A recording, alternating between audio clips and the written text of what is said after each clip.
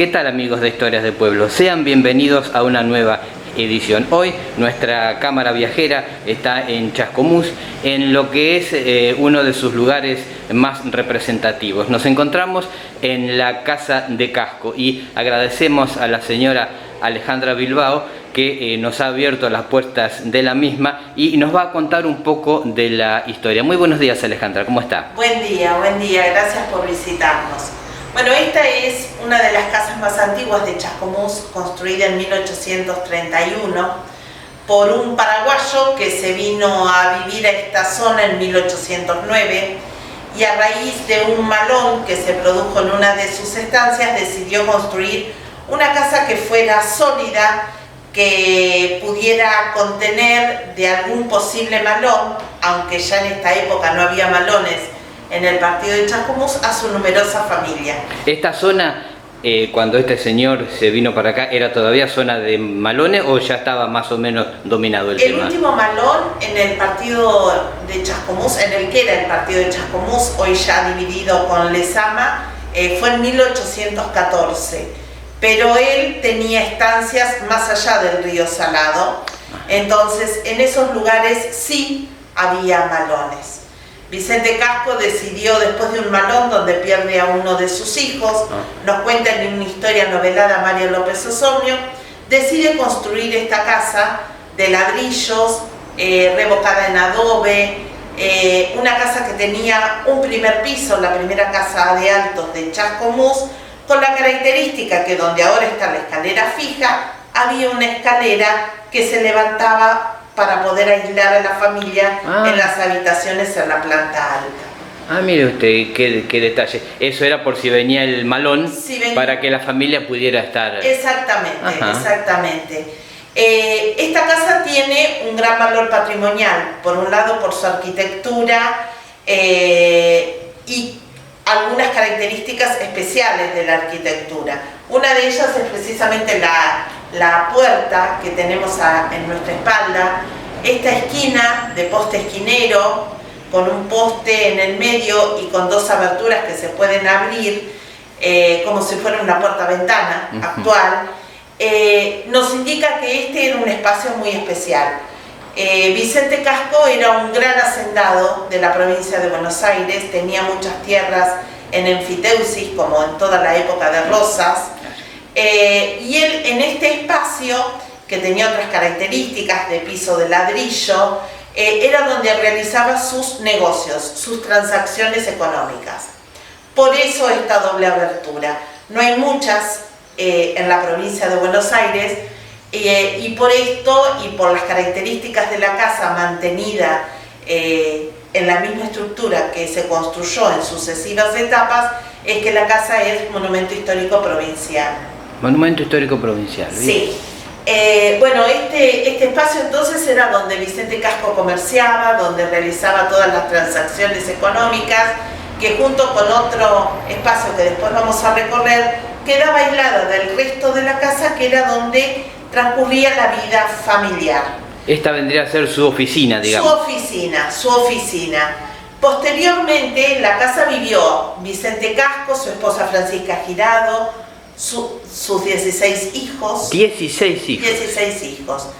Posteriormente, una de las hijas de Vicente Casco, una de las nietas, mejor dicho, de Vicente Casco, que queda viuda, que se había casado con un López Osornio, se viene a vivir a Chascomús. Ya estamos hablando del siglo XX. Y entonces este espacio tuvo otro objetivo. Claro. Este espacio era el consultorio odontológico de Mario López Osornio. Mire usted. Mario López Osornio, que es muy conocido en la provincia de Buenos Aires por su obra Trenzas Gauchas. Bueno, él, un gran inquieto investigador, que ocupó 1000 cargos. Bueno, este era el consultorio odontológico. Y aquí, en este piso de madera, quedó la marca de su sillón, donde atendía a sus pacientes, así que donde su bisabuelo hacía las transacciones económicas, él después lo transformó para su profesión. Y la sala donde su bisabuelo guardaba los elementos, los libros, lo que necesitaba para la contabilidad, se transformó en la sala de espera. Así que esta casa, construida en 1831 y habitada hasta 1979, tuvo muchos cambios y modificaciones, porque durante todo ese periodo vivió la familia Casco, posteriormente la familia Casco-Bordeaux y posteriormente los López Osornio. Ah, qué interesante, lo que es la historia, ¿no? Cuánto en un solo lugar, cuántas anécdotas se pueden y cuánto para saber que hay. Sí, además a partir de los 16 hijos, el entramado de todas estas familias, cada una tiene su propia historia. Exacto.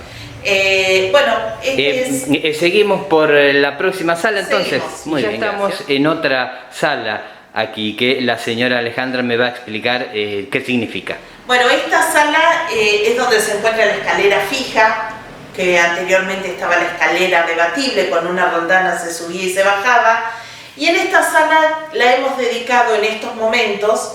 La casa va mutando y cambiando porque también se utiliza en épocas normales, ahora no lo estamos, para exposiciones temporarias.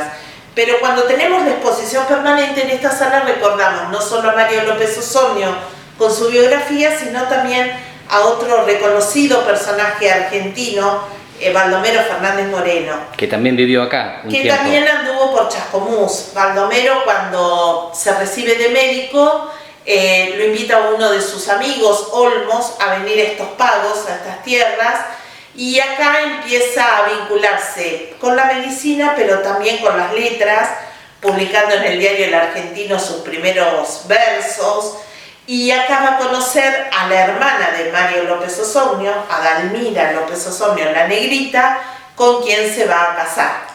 Baldomero vivió un periodo en Chascomús y también vivió en otros lugares, hasta que finalmente se va a radicar en Buenos Aires, donde muere, pero sus restos están enterrados en Chascomús. Baldomero Fernández Moreno está enterrado acá.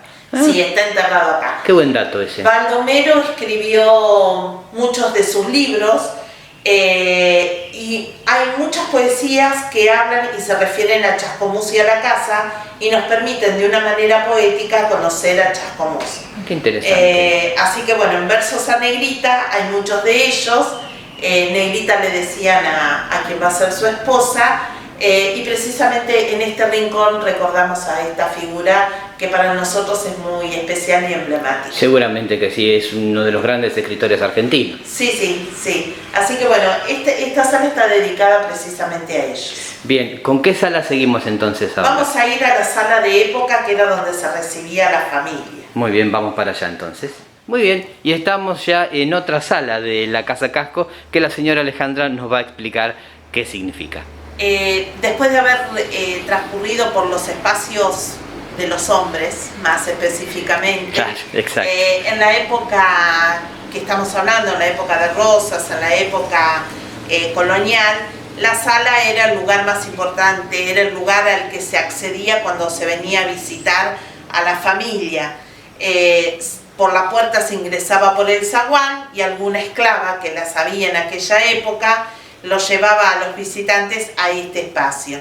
Lamentablemente la sala está un poco desarmada porque por la pandemia tenemos que abrir espacios para poder visitar, pero en esta sala era el lugar donde Francisca Girado y Vicente Casco recibían a los invitados, el espacio donde se hacían las tertulias. Por eso, además del juego de sillones, hay un piano que acompaña esta sala. Lamentablemente no tenemos el mobiliario original de la casa, porque la última familia que vivió, la familia López Osornio, ellos llevaron todo el mobiliario. Lo que estamos viendo es mobiliario de parte del Museo Pampeano y algunas donaciones que hemos recibido, y con ellos lo que hacemos es recrear el ambiente de una sala. Lo único que queda original de aquella época es la lámpara de vidrio, que es una lámpara inglesa de 1850, y también los cortinados de terciopelo. Esos forman parte de lo que era la casa. El resto es una ambientación para que tengan una idea de cómo era una sala en aquella época. Así que digamos que esta sala era el centro de la vida social de la casa. Claro, la sala y el patio principal eran el centro de la vida pública de la familia, digamos, de alguna manera, porque después en el resto de las habitaciones cada una tenía una función determinada. Hoy se usan para exposiciones temporarias o está el archivo histórico municipal, pero este era el ámbito público, digamos, donde las visitas venían. Muy bien, entonces para cerrar y terminar de agradecerle, podríamos hacer el final en el patio. Podemos ir al patio y también podemos ir a la cocina. Ah, bueno, vamos a los dos entonces. Muy bien, y ahora estamos en el ambiente que pertenecía a la cocina, ¿verdad? Sí, la casa, como las casas de esta época, tiene dos patios. El patio principal, donde daban las habitaciones de los dueños de la casa. El patio de servicio, que es al que daban la cocina. En Vicente Casco, que era un gran hacendado, y como todos los hacendados y personas importantes de aquella época, tenía esclavos. Así que este era el espacio donde los esclavos trabajaban. Gracias a los libros de bautismos, de defunciones y matrimonios de la iglesia, hemos podido encontrar el nombre de los esclavos. Sabemos que aquí había dos mujeres, al menos dos mujeres, que eran María y Margarita, y cada una tuvo un hijo, y eso nos permitió conocerlas, Pío Rufino y María Leocadia. Así que siempre los nombramos en este espacio porque este fue su territorio. Así como el patio principal era el territorio de los dueños, de los amos, en este era el de los esclavos. ¿Quedó algún familiar de los esclavos, algún descendiente, siguió viviendo en Chascomús o se fueron? La verdad es que no lo sabemos. Los pudimos rastrear hasta determinado año, donde en los expedientes del archivo figuran como propietarios de una casa o pidiendo algo, pero no sabemos si entremezclados con todos los cascos, porque claro, los esclavos llegaban después de un cruel viaje, llegaban al puerto de Buenos Aires, ahí los vendían, y lo primero que se hacía después de marcarlos o señalarlos era bautizarlos y ponerle el apellido de sus dueños. Le ponían el apellido sí, del amo, digamos. Exactamente, entonces María y Margarita son Casco. En esta mezcla y en este sentido puede haber muchos cascos con piel quizás más oscura, aunque Vicente Casco era paraguayo, que sean descendientes de ellos. No lo sabemos exactamente. Posiblemente puedan estar viviendo aquí en Chascomús, pero sí, no posiblemente ni ellos sepan que son descendientes de esclavos que estuvieron trabajando aquí. Puede pasar eso. Este espacio de la cocina es un espacio que también, como la casa tuvo distintos periodos de construcción y fue ampliándose y cambiándose porque fue habitada hasta el 1979, lo que vemos es precisamente una mezcla de estilos y de épocas distintas. Sí, esto que está acá, que hice una pequeña toma recién, sí, es más una reconstrucción de época. Es una reconstrucción también con objetos que la gente nos va cediendo, nos va donando y nos ayuda a poder ir armando. En las cocinas, después primeramente el fogón era en el piso, posteriormente era sobre la mesada, hasta que casi a finales de la época de Rosas empiezan las cocinas económicas que conocemos en todos los lugares rurales. Y en el caso de la casa de Casco, con la característica de tener un tanque donde los caños entran como una serpentina dentro de la cocina, y esto permitía poder tener agua caliente. No tenemos fechas específicas de todo esto, pero bueno, era lo que sucedía en la vida cotidiana. Imagino que este tipo de artilugio con agua caliente era uno de los pocos que habría aquí en esa época. Igual Chascomús era un espacio de hacendados, y los hacendados eran familias que tenían... eran todas... había muchos hacendados donde podía haber casas de este tipo. Ajá. La que se ha conservado es esta, porque se mantuvo a lo largo de los años. Muchas otras fueron desapareciendo. Bueno, Alejandra, entonces ya para ir dando un cierre, vamos a ir al patio principal entonces. Bueno, cómo no. Y bien amigos, como lo prometimos antes, estamos aquí en el patio principal de la Casa de Casco, que tiene un detalle cinematográfico, ¿verdad?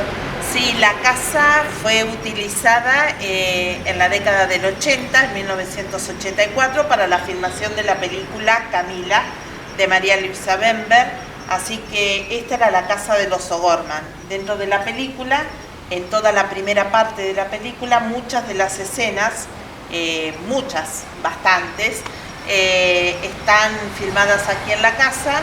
Se trajeron muebles de época y cada una de las salas tuvo la ambientación que correspondía, muy meticulosa, para cada uno de los detalles. Exacto.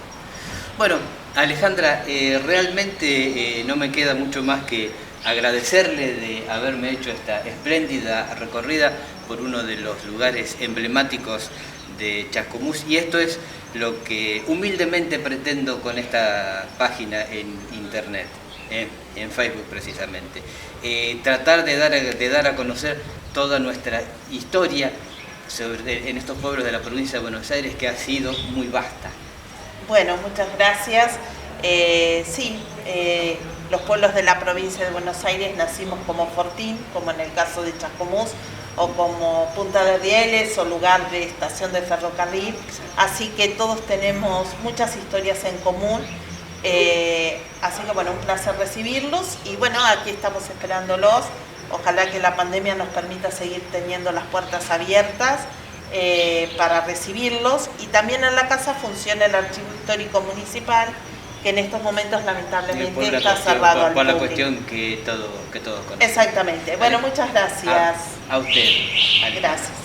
Y bien amigos, así de esta manera finaliza una nueva edición de Historias del Mundo. Recuerden, voy a estar esperándolos siempre para una nueva. Chao.